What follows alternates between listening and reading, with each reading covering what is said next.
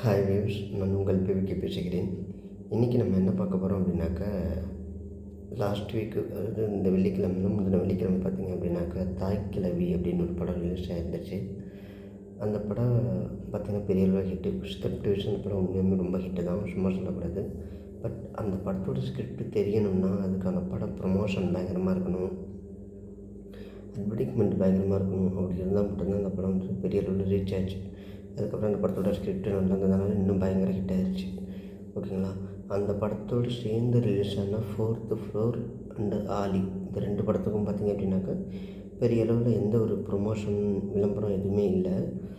But பெரிய அளவில் ஹிட்டும் இல்லை. ஸ்கிரிப்ட் வைஸ்னு அந்த படம் வந்து பெரிய அளவில் ஒருத்தர் இல்லைன்னு தான் நான் கேள்விப்பட்டேன். ஸோ அப்படி இருக்கிறப்ப தாய் கிழவி promotion wise, advertisement wise, script wise 3 விதமாகவுமே அந்த படம் வந்து ஹிட் ஆயிடுச்சு.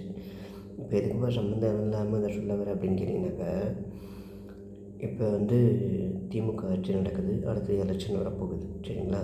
இந்த எலெக்ஷன் வரப்போகுதுன்னா 3 பேர் முக்கியமாக போட்டியிருக்காங்க. 3 பேர் மட்டும் தான் சொல்லுவேன். அவங்க திமுக, அதிமுக, தவேகா, இவங்க 3 பேரும் பெரிய அளவில் போட்டி போடுறாங்க. 3 போட்டி. அப்படி இருக்கிறப்ப எங்கே பார்த்தாலும் அட்வர்டைஸ்மெண்ட்டு திமுகவுக்கு.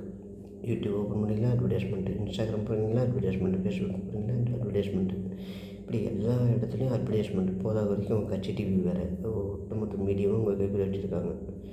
ஸோ பெரிய அளவில் அவங்க வந்து மீடியா கைக்குள்ளே வச்சுக்கிட்டு அட்வர்டைஸ்மெண்ட் பெரிய அளவில் பண்ணிகிட்ருக்காங்க. 2வது வந்துட்டு அவங்க வந்து பார்த்திங்கன்னா ஹஸ்பண்ட் அண்ட் ஒய்ஃப் அவங்க தான் ஒற்றுமையாக இருக்காங்க, தாவேக்கா வந்து ஒற்றுமையாக இல்லை அப்படிங்கிற மாதிரி அதுக்கு ஒரு போர்ட்ரேட் பண்ணி அதை ஒரு நியூஸாக பண்ணுறாங்க.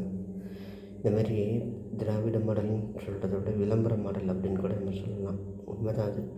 ஆனால் இவங்க ஒரு பக்கம் இப்படி இருக்கு, தாவேக்கா ஒவ்வொரு இடத்துலையும் போய் மகளிர் மணி மாநாடு, மாவட்ட செயலர் மாநாடுன்னு சொல்லி இப்படி ஏதோ ஒன்று பண்ணி அவங்களும் ஓரளவுக்கு தான் இருக்கோம் களத்தில் அப்படிங்கிறத காட்டுறாங்க. ஆனால் இடைப்பட்ட இடத்துல திரு அதிமுக எடப்பாடி அவர்கள் என்ன பண்ணுறாருன்னா, அவர் இந்த களத்தில் இருக்காரான்னு தெரியாத அளவுக்கு இருக்கார். அவர் எதிர்கட்சியாக இருந்தப்பையும் இல்லாத மாதிரி தான் இருந்துச்சு. இந்த தேர்தலில் அவர் இருக்காருங்கிறதுக்கான எந்த ஒரு இதுவுமே இப்போ இல்லாமல் போயிடுச்சு. ஒன்று திமுக பற்றி பேசுகிறாங்க, இல்லாட்டி தவேகா பற்றி பேசுகிறாங்க. அதிமுக பற்றி பேசுகிறாங்கன்னு பார்த்தீங்கன்னா சுத்தமாக இல்லை. இதை நான் எதுக்கு சொல்ல வரேன்னா, இங்கே ப்ரொமோஷன் விளம்பரம் இருந்தால் தான் மக்கள் கொஞ்சமாவது ஓட்டு போடுறப்ப மைண்டில் வச்சுருப்பாங்க. இப்படி எதுவுமே நான் பண்ண மாட்டேன், நான் ஜெயிச்சிடுவேன்னு மல்லாக்கப்படுத்து விட்டதை பார்த்துட்டு இருந்தோம்னா நம்ம எதுவும் சொல்கிறதுக்கு இல்லை.